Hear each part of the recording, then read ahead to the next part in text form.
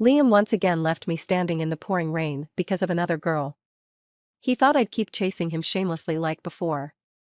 But he didn't know that this time I had finally decided to let him go. I deleted all his contact information and tried my best to avoid him. Yet it seemed like my retreat was something he wasn't used to. At the school anniversary event, he deliberately invited the girl who used to bully me to dance with him. Then, he started dating my roommate and stayed out with her until late at night. Finally, he showed up at my dorm with his arm around another girl, blocking my way. Elena, still causing trouble? If you keep this up, I'll really find a new girlfriend. I looked at him and smiled faintly. Your new girlfriend is quite pretty. I wish you two the best, truly. The car screeched to a stop in the rain. Liam yanked the door open and dragged me out from the back seat. I lost my balance and fell onto the muddy ground in a mess. Elena, girls as shameless as you are truly rare. He looked down at me with a mocking smirk. See her in the passenger seat? That's my new girlfriend. I slowly sat up, wiping the mud and rainwater off my face. The rain poured harder, soaking my hair until it stuck to my cheeks. The mud washed away, revealing a pale, small face underneath. Liam's eyes flickered slightly, and he frowned. Go home by yourself. Stop following me. With that, he turned to get back into the car. Liam. I reached out with my muddy hand and lightly tugged on the hem of his jacket. So, we're officially over now, right? As soon as I said that, laughter erupted from the car. His new girlfriend's voice was sugary sweet. Your ex-girlfriend is so clingy. Liam chuckled impatiently, pulling his jacket free. Elena, enough, okay? I admit, I used to like you. But now, I'm over it. Got it?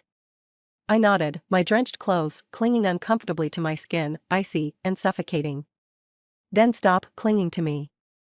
I only kissed you and hugged you, never slept with you. So, I don't owe you anything. Understand? I nodded again. Yeah, I understand. He said no more, gave me one last look, and then got into the car. That night, I came down with a fever.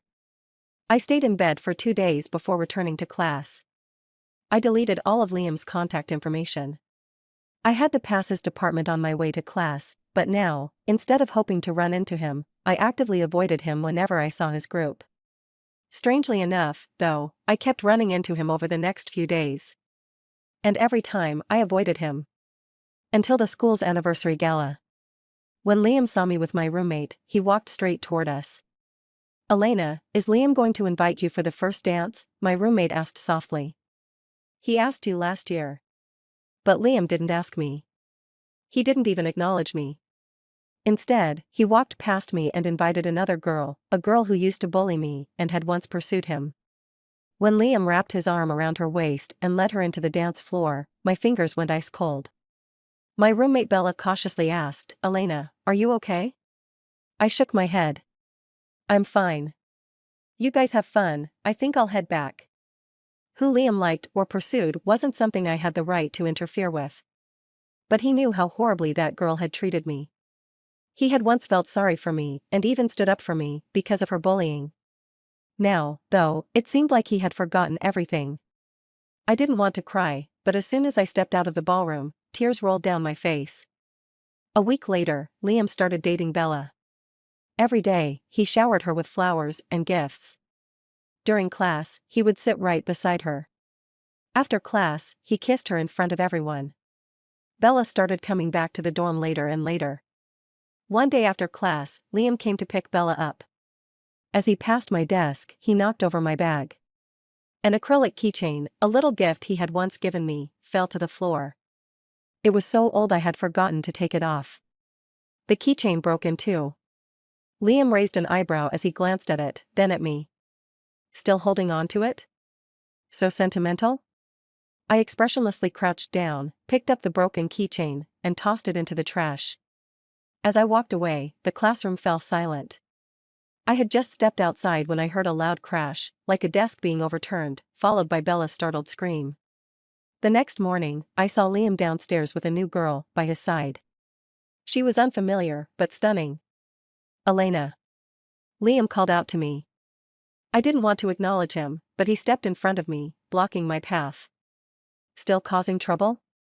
Keep this up, and I'll really change girlfriends. I wanted to laugh, but it felt like something was caught in my throat, making it impossible. This was the same Liam who once cornered me in his family's garden late at night, kissing me passionately. The same Liam who had comforted me when I cried in fear, swearing he'd only ever love Elena. Now, he was utterly detestable. I stayed silent, and Liam seemed flustered.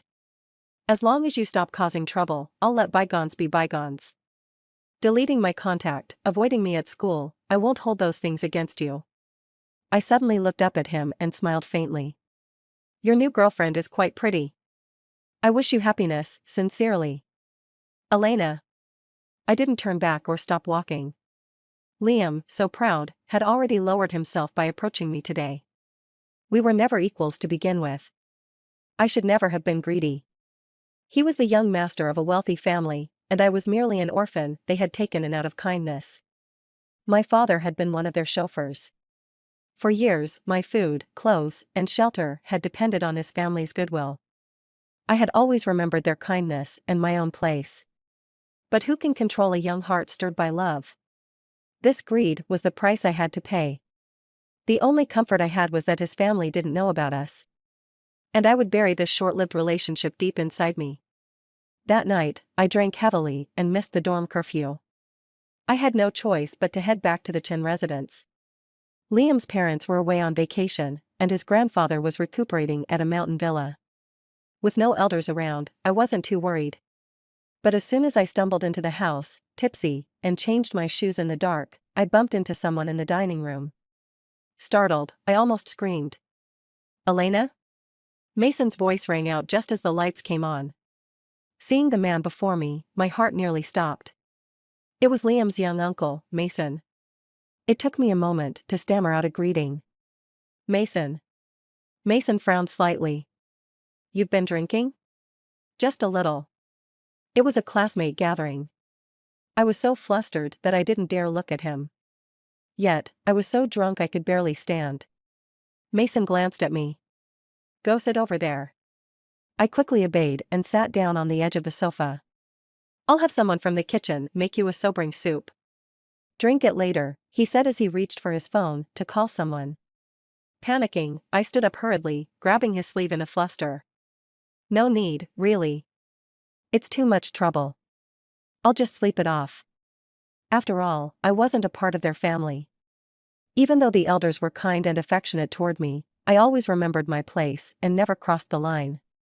Mason pulled his arm back coldly. Disoriented and weak-kneed, I lost my balance and collapsed to the floor when he yanked his arm away. Mason was tall, and as I fell to my knees, my forehead struck his belt buckle directly. The sharp edge cut into my skin, leaving a bloody scratch that quickly oozed droplets of blood. Clutching my wound, I teared up from the pain. Mason. Mason immediately removed my hand, cupped my face, and bent down to inspect the injury. Just then, the sound of staggering footsteps echoed from the entrance. This was followed by Liam's drunken voice calling out, Elena, Elena. Mason's expression shifted slightly as he looked at me. My heart pounded wildly, terrified he might suspect something. In desperation, I wrapped my arms around Mason's waist and buried my face in his chest to hide. Elena. Liam's voice grew closer, and as he stepped through the doorway, he saw Mason bending over, holding a girl in his arms. The girl was kneeling in front of Mason, her arms wrapped around his waist. The intimate and suggestive posture sobered Liam up instantly. He spun around, intending to leave, but his drunken stumble caused him to knock over a decorative piece on the cabinet, creating a loud crash. Liam's breathing hitched. In the entire family, the person he feared most was his uncle Mason, who was only a few years older than him. And now, catching Mason in such an intimate moment with his girlfriend, Liam wished he could disappear on the spot. Mason, I'm sorry. Liam stammered. Get out, Mason said, his tone calm and steady as always. Yet, it made Liam's heart pound wildly. He dared not linger and fled as quickly as he could. The door slammed shut behind him. Mason's face turned cold as he pushed me aside. I quickly put some distance between us, not daring to look up. The pain from the wound on my forehead burned like fire, but I didn't dare touch it. I'm sorry. I didn't mean to. I stammered, unable to admit that I'd acted out of fear of Liam discovering us. Mason looked at me sitting on the floor, dazed and pale, with the blood on my forehead drying and the edges of the wound red and swollen. His expression softened slightly. "Come with me. Let's treat your wound," he said, turning toward the stairs. I didn't dare delay and scrambled to get up, though my legs were so weak I could barely stand. Leaning against the sofa for support, I steadied myself. Mason walked a few steps, then turned to look back when he noticed I wasn't following. "Elena," he called, his voice calm but firm. Tears welled up in my eyes. "I can take care of it myself in my room." "There's no need to trouble you," I whispered, my voice trembling. He was silent for a few seconds. "As you wish," he replied before turning and heading upstairs. I watched his retreating figure, my emotions in turmoil. It was too late to say anything now. All I could hope for was that Mason hadn't noticed anything suspicious earlier. I stumbled back to my room in a daze. A short while later, there was a knock on the door. Opening it, I found a servant holding a bag. "Miss Elena, Mr. Mason asked me to bring you these ointments." I took the bag, staring blankly at the contents inside. "Please thank him for me," I said softly. "Of course. Rest well," the servant replied before leaving. As I closed the door, my chest felt inexplicably heavy. The next day at school, Liam cornered me as soon as I arrived. Still hungover and weighed down by everything that had happened, I hadn't slept all night and was in no mood to deal with him. I ignored him and turned to leave. "Elena," he called out, not chasing after me. But his next words froze me in my tracks. "I'm planning to tell my parents about us." My mind went blank. "Are you crazy?" Anger and fear made me tremble, my hands and feet cold. Liam stepped closer, frowning as he noticed the injury on my forehead. "What happened to you?" "It's none of your business. Answer me, why would you tell your parents?" "Who said we're over?" Liam sneered. "Couples break up and get back together all the time. I'm here to patch things up with you. We're the same as before. You're still my girlfriend." Liam smirked, his tone both mocking and malicious. "If you don't get back together with me, I'll tell my parents that you seduced me. That night, you took off your clothes and climbed into my bed on purpose. You're the reason I lost control. Do you think they'd believe you're innocent after hearing that?" "You're despicable, Liam." I cried, furious. I raised my hand and slapped him hard across the face. The sound echoed, leaving red marks on his cheek. "I admit I went too far before." "I'm sorry," Liam said, touching his face and suppressing his anger. "This slap settles the score, okay? Let's move on." He leaned in, trying to embrace me as he always had. "Don't make this harder than it needs to be. You know how much I like you." As he lowered his head to kiss me, I slapped him again, even harder than before. "Liam, I'd rather die than get back together with you. Say whatever you want. I've done nothing wrong and have nothing to hide." "Elena, are you sure you want to keep this up?" Liam's tone grew colder, his face darkening. From birth, he'd been the untouchable young master. No one had ever laid a hand on him, yet I'd slapped him twice. But I didn't care anymore. I was just an orphan with nothing to lose. "The night you pushed me out of the car was the night we ended things," I said, wiping my tears away. "And I stopped loving you then, too. If you want revenge, go ahead. The life I have now is thanks to your parents' kindness. Even if you take it all away, I won't complain." "Don't push me, Elena," he warned, his voice low and threatening. "You know I've never been denied anything I wanted." "And I'm still a person, Liam," I replied, my voice steady despite the tears in my eyes. "Even at my lowest, I won't let you trample on me again." I knew Liam wouldn't let this go. But I never expected him to do something so unforgivable. When I received a call from Liam's mom, I had just stepped out of the library. It was noon, and the sunlight was making people drowsy. But I felt like I had plunged into an icy abyss. "Elena, the driver is waiting outside the school gate. Come back home." Her voice was curt and distant, completely unlike her usual self. "Is something wrong?" I asked, hesitantly. "You'll know when you get here," she said, her tone cold. Anxiety gripped me as I left the school grounds. My mind raced, unsettled by Liam's recent words. My heart sank deeper and deeper, weighed down by his remarks. When Liam and I first started secretly dating, it was sweet at the beginning. It was my first experience of love, while Liam was far more experienced. Whatever he asked of me, I would shyly but obediently comply. If he told his parents that I was the one who seduced him, I couldn't even fathom how I would face his kind and understanding parents.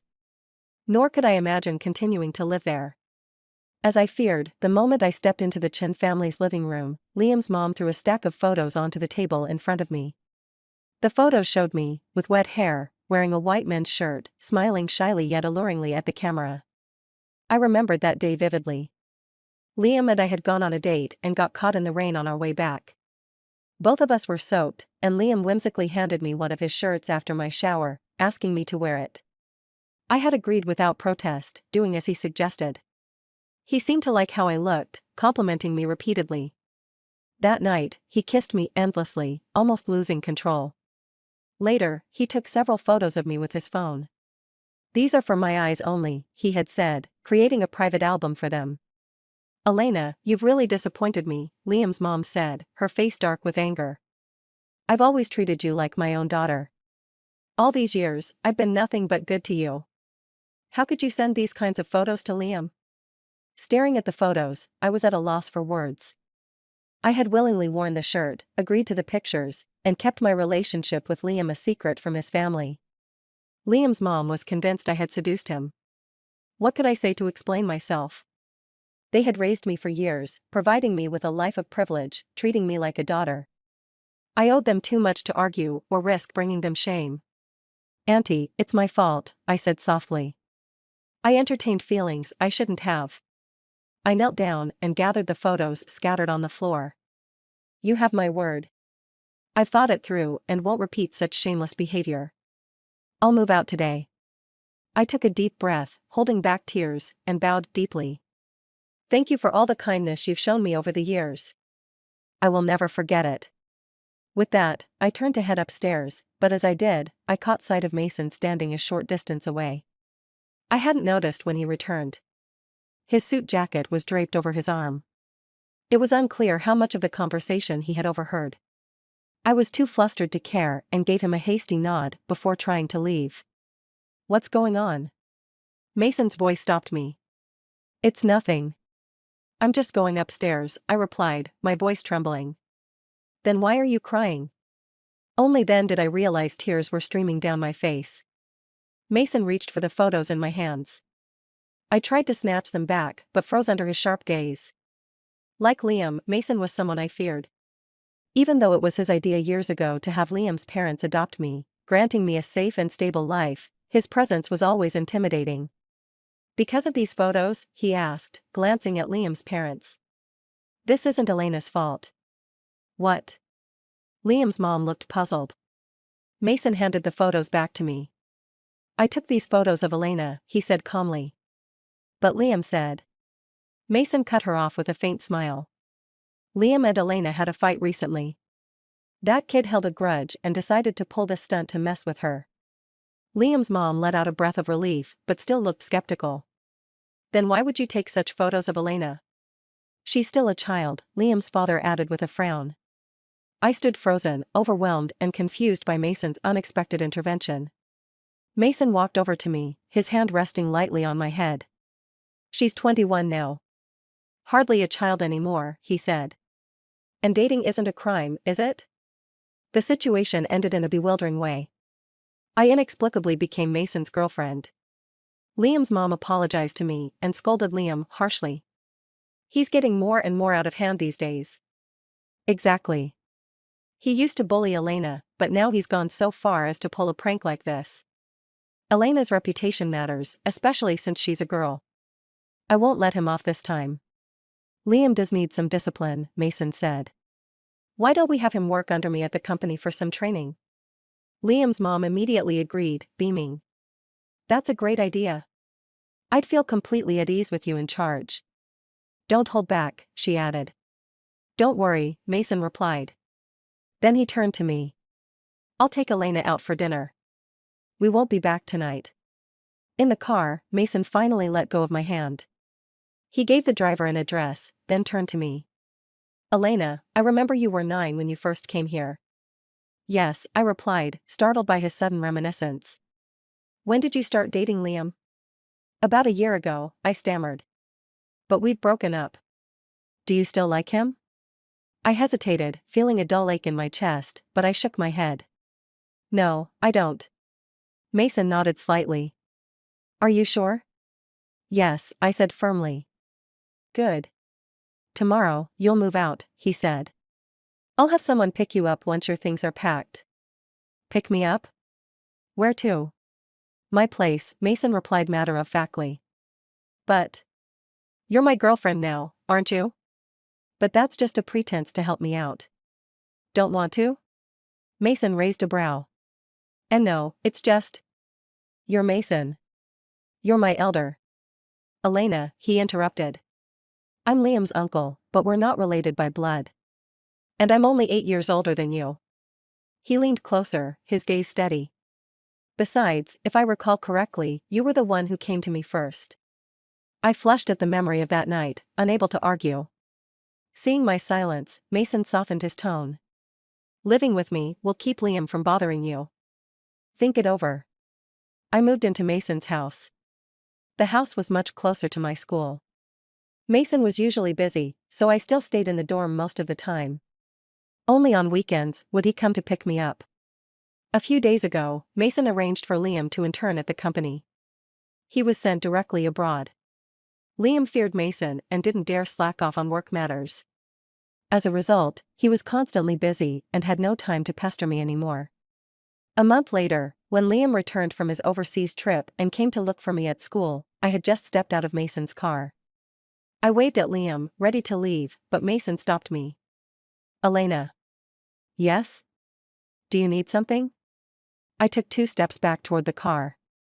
Mason reached out and grabbed my wrist, pulling me into his arms with a slight tug. Mason, I panicked, worried that a passing classmate might see us. I'll pick you up tonight. He let go of my wrist, and I quickly stood straight. But just then, someone roughly grabbed my arm. Elena. Liam's eyes were practically blazing with anger. What are you doing? Are you flirting with my uncle now? Mason got out of the car, gripped Liam's wrist, and said coldly, let go. If everything goes as planned, 2 years from now, when Elena graduates, you'll need to start calling her aunt. Mason's gaze was firm as he looked at Liam. So, starting this moment, you'd better show her some respect. Liam was utterly stunned, and even I looked at Mason in shock. Elena, go back to the dorm. No. She can't leave. Liam was on the verge of breaking down. He held on to me tightly. Mason, she's my girlfriend. This isn't funny. No one is joking with you. Mason's cold gaze landed on Liam's hand. Take your hand off her. I don't believe it. I just don't believe it. Liam shook his head repeatedly, looking at me. I know. You're doing this on purpose, to provoke me, aren't you? Seeing Liam refuse to let go, Mason didn't waste any more words.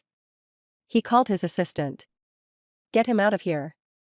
Liam struggled, but Mason's stern look made him stop.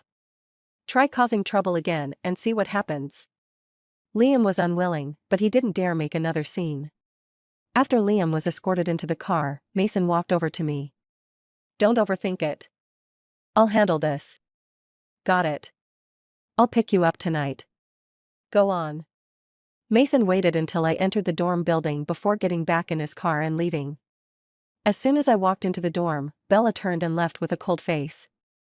She had dated Liam for half a month before he dumped her. It wasn't until after their breakup that Bella realized she'd been used. Liam had only dated her to provoke me. After learning the truth, Bella harbored some resentment toward me. I wanted to make amends, because Bella had been one of my first good friends in college.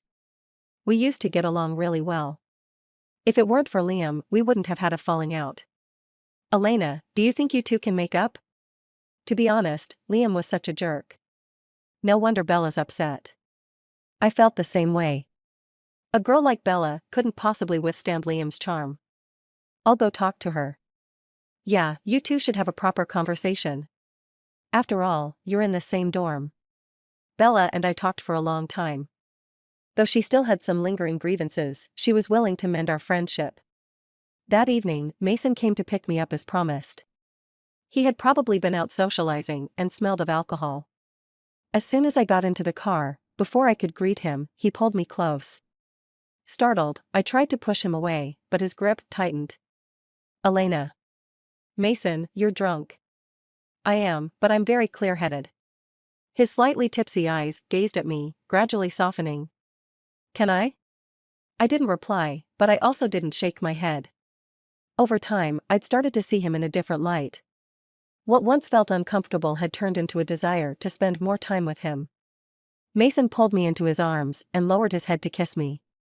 His lips carried the strong scent of alcohol, and I, not used to drinking, found it overpowering.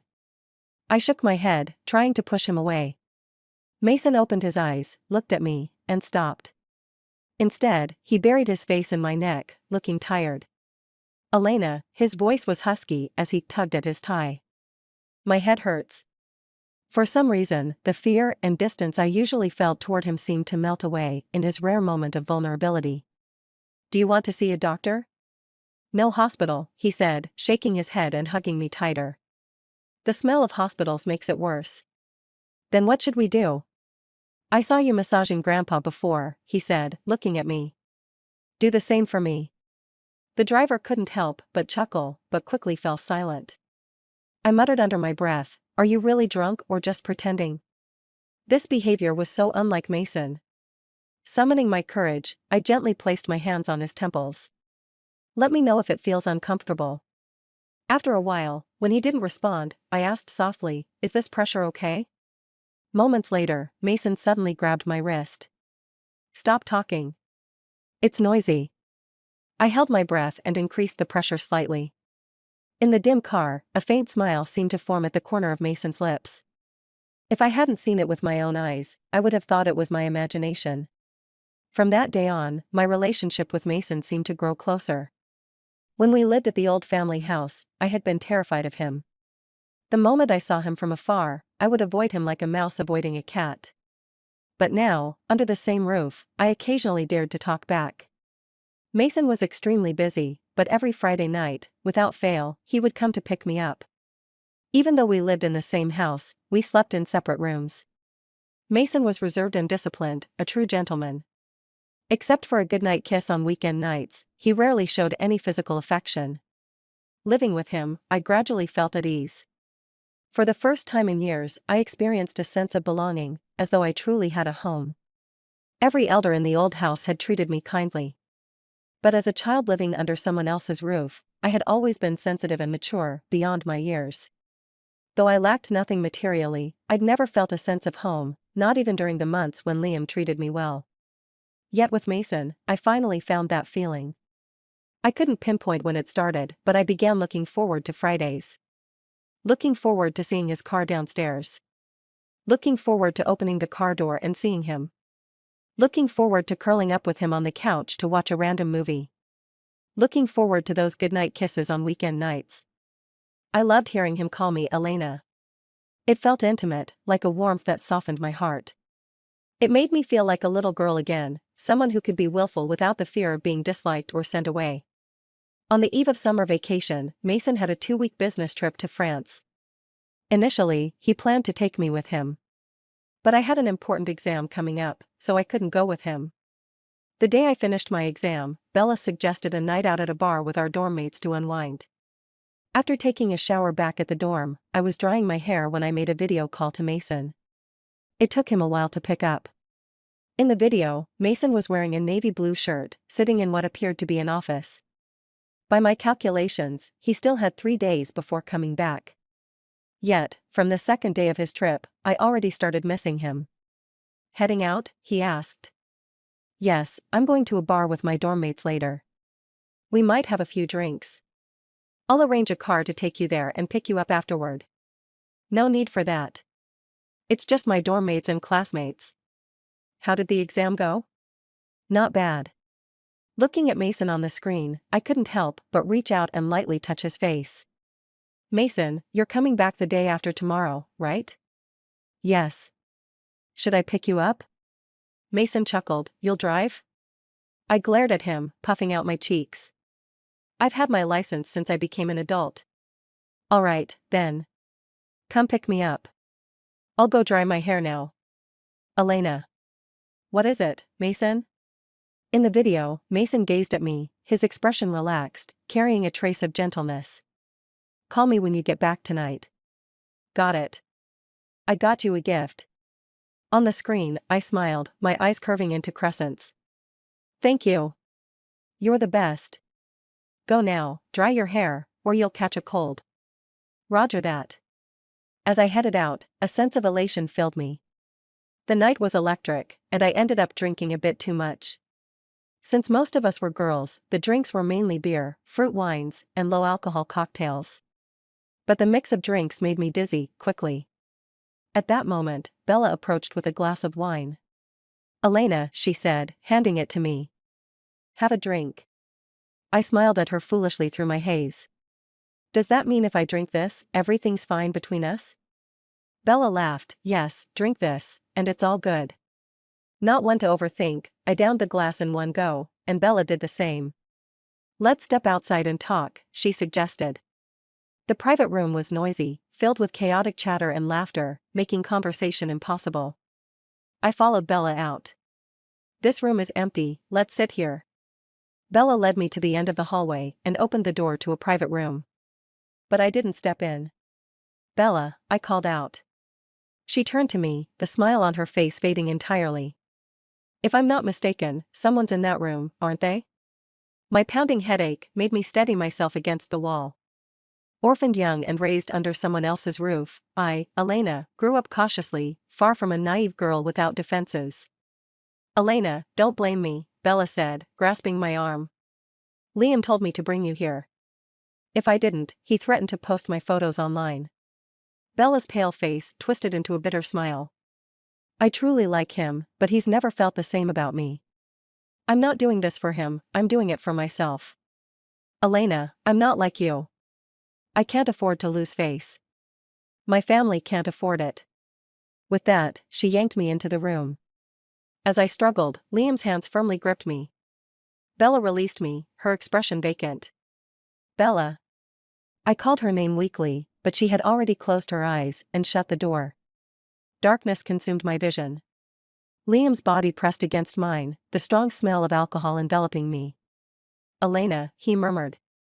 I should have taken you long ago. I shouldn't have held back just because you were younger. I fought back with all my strength, but Liam was far stronger. My body, burning with heat from the alcohol and drugs, refused to obey me. He spun me around to face him and forced a harsh kiss on me. As I tried to push him away, a maddening desire clawed at me from within. Mason has a cleanliness obsession, Liam sneered. Once I have you, he'll never want you again. For the rest of your life, you'll be mine, even if it kills you. Cold air rushed over me as he tore my dress apart. The shock cleared my head for a brief moment. When Liam leaned in to kiss me again, I summoned all my strength and kneed him hard. But what I thought was all my strength barely fazed him. He grunted in pain but quickly retaliated, his hand closing around my throat. How long have you been sneaking around with Mason under my nose? For years, women have thrown themselves at him, and he's ignored them all. Why you? He knew you were dating me. Liam's handsome face contorted with rage. I clawed at his hand, gasping for air, on the brink of passing out.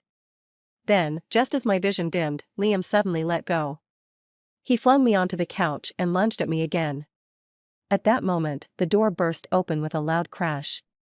The weight pressing on me disappeared. A thud followed by Liam's pained scream echoed in the room. Through the blur, I saw Mason's furious face. He draped his jacket over my exposed body, shielding me. Elena, he called softly, scooping me into his arms. Wrapped in his scent and warmth, I knew I was safe. Tears streamed down my face as I buried myself in his chest. What are you doing here? I choked. Weren't you supposed to be in France? You weren't due back for 3 more days. I wrapped up work early and came back ahead of schedule, Mason said, holding me tighter. It's over. You're safe now. He pressed a gentle kiss on my brow. In the car, I started acting up. Whatever Bella had put in that drink left me unbearably hot, as if ants were crawling all over my skin. By the time we neared the hospital, I'd nearly stripped Mason of his clothes. My high temperature made him feel cool to the touch, and I clung to him like a lifeline. "Elena," Mason said, exasperated as he tried to hold me back. But I climbed onto his lap, wrapping myself around him. "Mason." I cupped his face and kissed him, my throat burning with an insatiable thirst. "Water," I pleaded. "I'll get it for you." As he tried to move, I clung tighter to his neck. "No need, you have it." Mason wrapped me in his coat and carried me back to the room. "Go take a shower first." He carried me to the bathroom. The water temperature was intentionally set a little lower than usual. At first, I felt somewhat comfortable and stopped pestering him, humming softly instead. But just 5 minutes after I got out of the shower, my body started to heat up again. Mason's shirt and pants had gotten a little wet from the water. The thin fabric clung to his chest muscles and abs, and the definition of his muscles was so tantalizing. I couldn't help but stare. I couldn't resist reaching out to touch him again. This time, he didn't push me away. Instead, he picked me up and sat me on the sink, grabbing my chin and kissing me deeply. When I was feeling dizzy from the kiss, he whispered in my ear, "Elena, are you still uncomfortable?"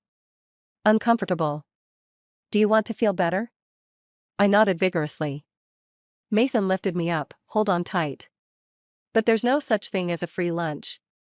If you want comfort, there's always some suffering at the start." I almost kicked Mason off the bed. But I still felt wronged. "You're a liar, you're bullying me." Mason restrained my thrashing legs. He grabbed both my wrists with one hand and pinned them above my head. He leaned down, and that smile of his was almost devilish. "Yes, I'm bullying you." His smile made me feel dizzy. Before I knew it, he had his way with me for the whole night. Liam stayed in the hospital for 2 weeks. That night, he had the misfortune of being kicked to the ground by his uncle, breaking 2 ribs. As soon as his injuries healed, he was sent abroad. As for Bella, Mason asked for my opinion. I hesitated for a long time. If I pursued this matter, what Bella did to me by drugging my drink was no small thing. It was a criminal offense. She would never graduate, and there would be a permanent stain on her record. But I'm not a saint, so in the end, I decided to call the police and let them handle it. The police's findings were never made public, but not long after, Bella was expelled from school and forced to withdraw. I was at school the day her parents came to pick her up. She cried uncontrollably as she left the dorm with her family. I felt a little upset inside. But no matter what, if you make a mistake, you have to pay the price. When Mason called me, he could tell I wasn't in a good mood. He drove over to pick me up that evening. That night, he didn't take me out for a fancy dinner. He cooked dinner himself, steak and pasta. We had a little red wine with it. Later, while cooling off on the terrace, I asked him, "Did you like me all along?" Mason shook his wine glass. "I'm not that perverted." I couldn't help but laugh. "I didn't mean years ago." Mason lowered his head and took a sip of his wine. "I mean before you secretly started dating Liam." "Then why didn't you tell me?" Mason put his glass down and extended his hand to me. I took his hand and snuggled into his arms. "If I hadn't broken up with Liam, would you have kept quiet about it forever?" "No."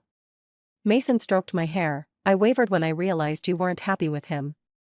"When did you realize?" "One night I came back late, and you were crying alone in the garden. I heard you calling Liam over and over again, but no one picked up. Eventually, you were blocked. I thought you'd be crying even harder, but you weren't." Mason paused here. He pulled me in closer, and his voice dropped. "You didn't cry, but instead, you muttered to yourself." "What did I say?" Mason kissed me lightly. "You said, 'It's no big deal, Elena, it's not like this is the first time I've been abandoned. There's no reason to cry.'" Tears silently streamed down my face. I was just telling the truth. After my mom and dad divorced, it was just my dad who raised me. When I was little, I hated my mom for leaving me, but later, when I heard she passed away from illness, I was still heartbroken. Then, my dad left me too. From childhood to now, I've had to face farewell after farewell. So later on, as I grew up, breakups didn't hurt as much for me. It felt like I had already gotten used to it, living alone, just me. It won't be like that anymore. Mason gently patted my back. Elena, I'll be with you from now on. Why do you like me? Mason looked down at my tear-streaked face. At first, it was pity. You were just a little girl who became an orphan, and that was really sad. Then, as I watched you grow up, clearly walking on thin ice, but pretending everything was fine, it made me feel heartbroken.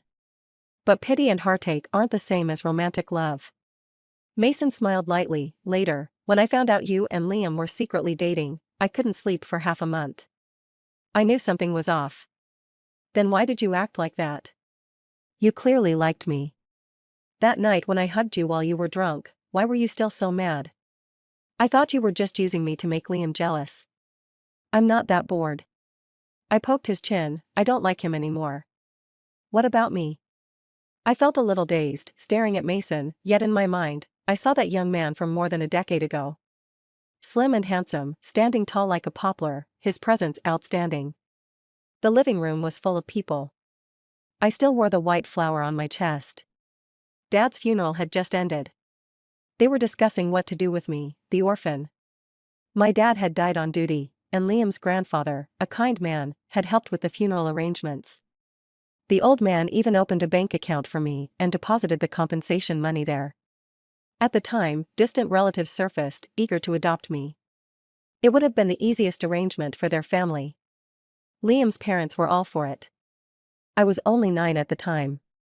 But I had a vague understanding that I would probably have to go with these relatives I had never met to another province.